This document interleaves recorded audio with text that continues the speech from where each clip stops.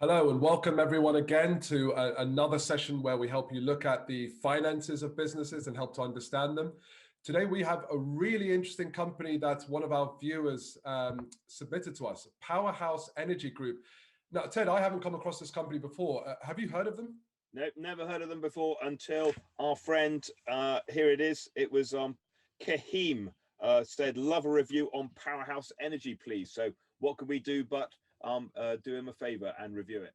Absolutely. And by the way, you too can do the same. So if you're thinking about investing in a company, or if you think about doing business with a particular company, you really want to kind of get our view on their finances and kind of make smarter decisions or smarter presentations, leave a message in the comment section below.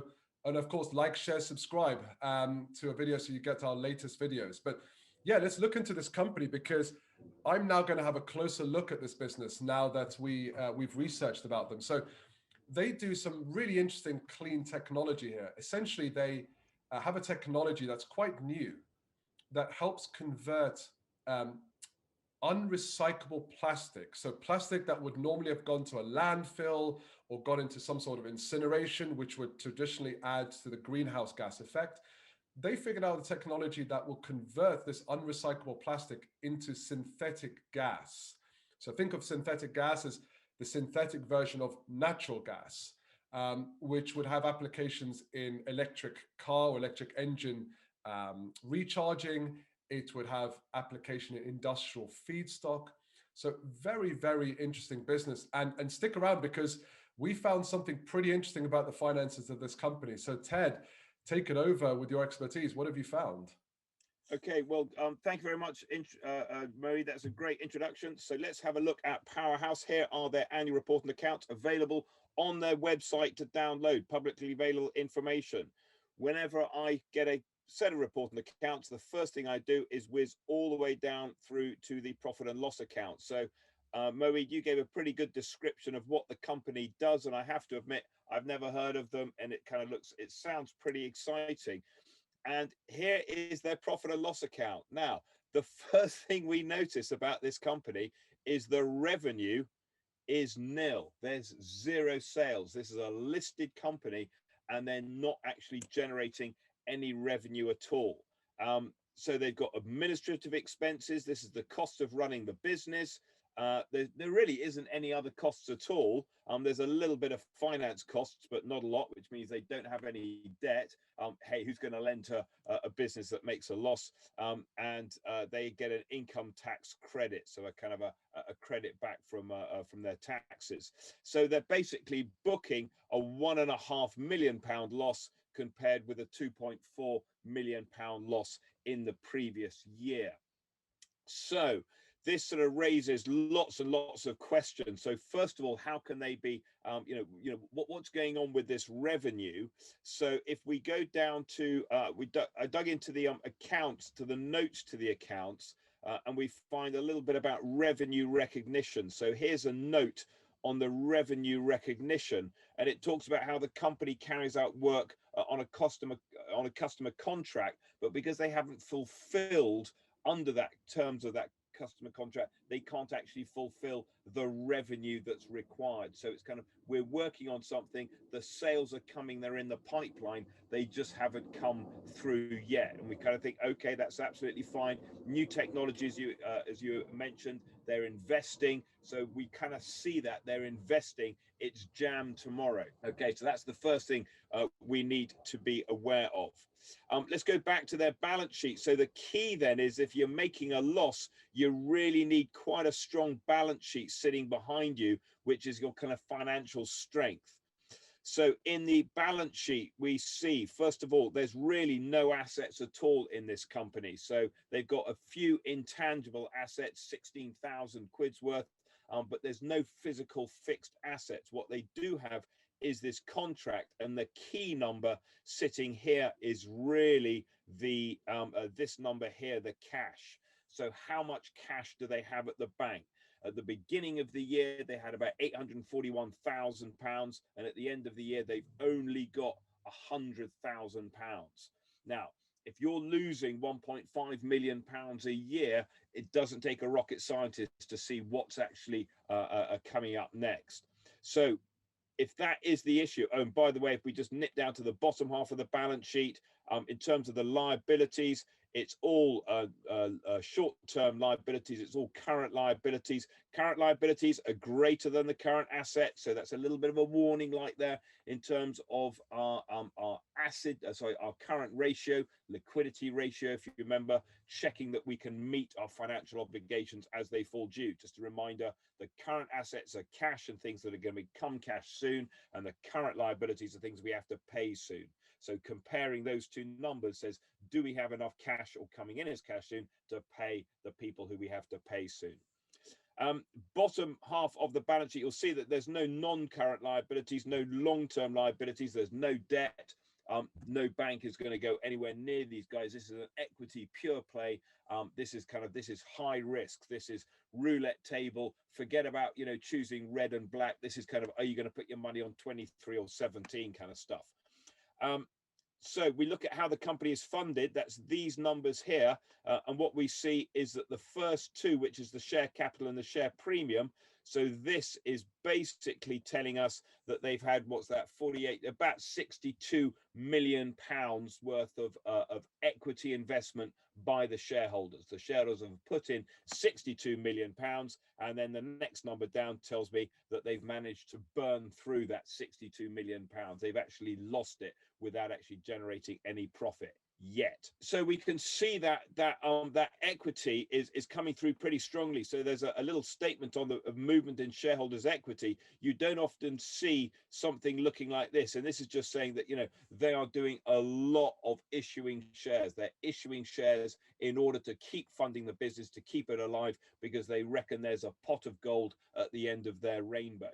And the question is whether you buy into that story. Looking at the cash flow, not a huge amount going on in the cash flow. You'll notice that the cash flow from the investing activities, that's effectively the intangible assets. So this here is really, I'll put it in blue so we can distinguish between it. This is really the number we're looking at. They burnt through £720,000 during the year. Okay, a little down on £2 million the previous year. So they're reducing their operations. They're really trying to conserve cash to stay alive in order to be able to deliver on this pot of gold, because there's no point having that pot of gold and running out of fuel, you know, when you're within, you know, 500 yards of the finish line, so to speak. So 100,000 in the bank. They're burning 700,000. They're losing 1.7 million, and they reckon that they've got this great opportunity coming forward. This is all a little bit nerve-wracking. So my instinctive reaction is to go and have a look at the auditors' report and to see what the auditors say. And here we see the going concern, and the auditors basically.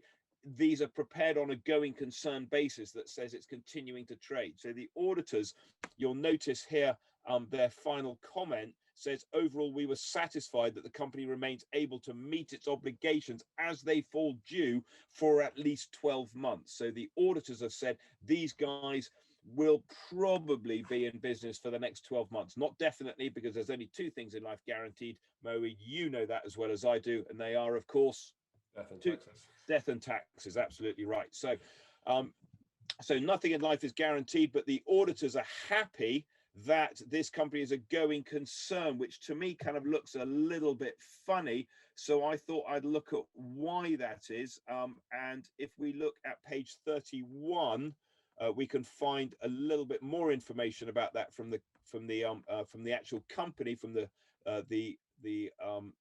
report by the directors. So here is the note.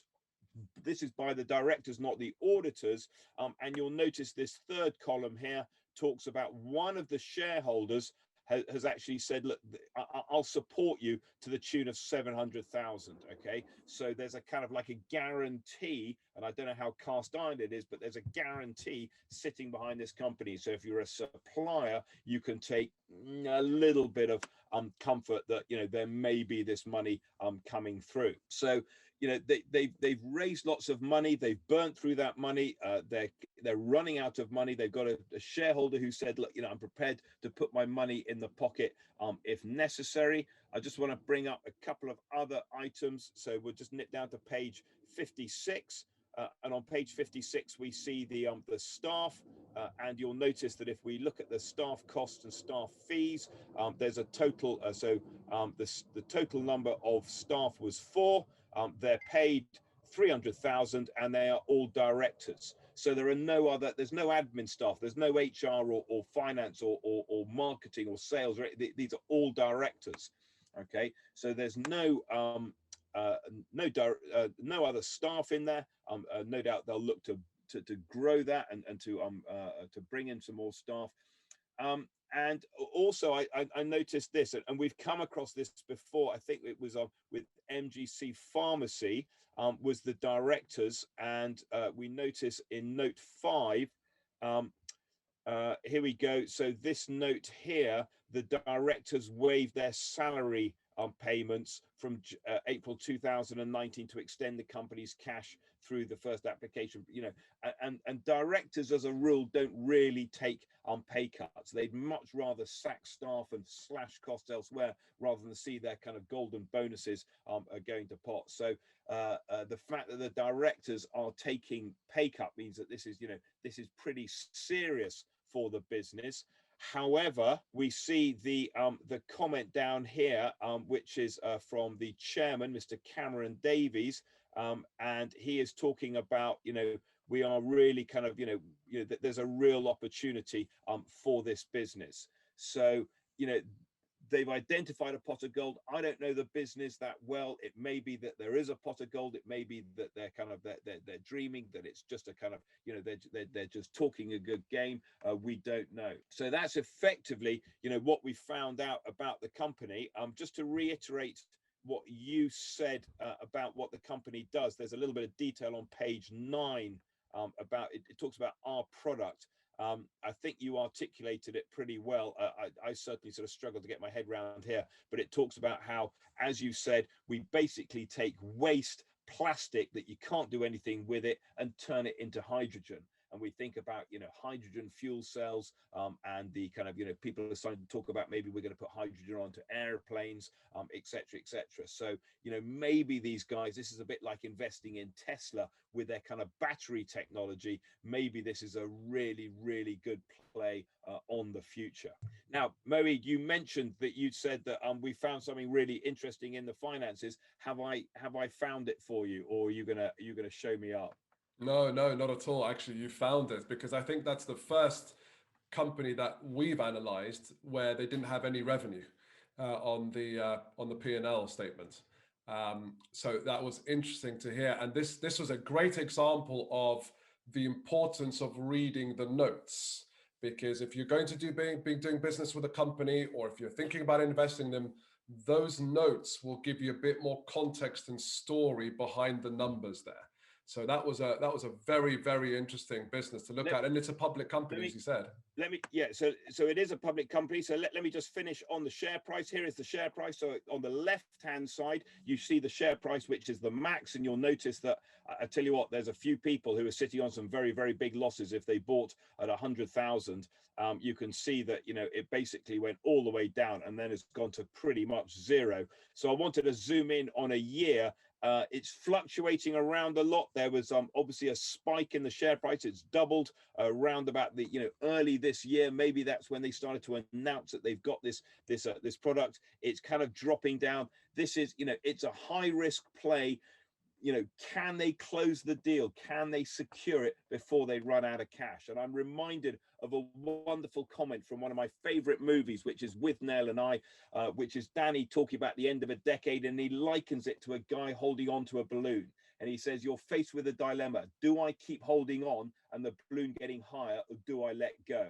And you can kind of realize that the longer you leave your decision, the more it's going to hurt when you let go. And you kind of get a feel that there's a lot of guys with a lot of money invested in here, and they need to make it work. But at some point, they're just going to go, you know what, I'm walking away. So good luck to the company. You know, it's a great idea. I really hope it comes good. I really hope that, you know, this is an opportunity. But, you know, for me, I'm just, you know, I'm not investing right now. Okay. And I may regret that. You may be picking up a bargain. You'll notice that the market cap is 200,000. The balance sheet of this company is negative. So basically it's all, you know, it's negative £12,000. So, you know, it's all goodwill. It's all speculation. Is it worth 200 million?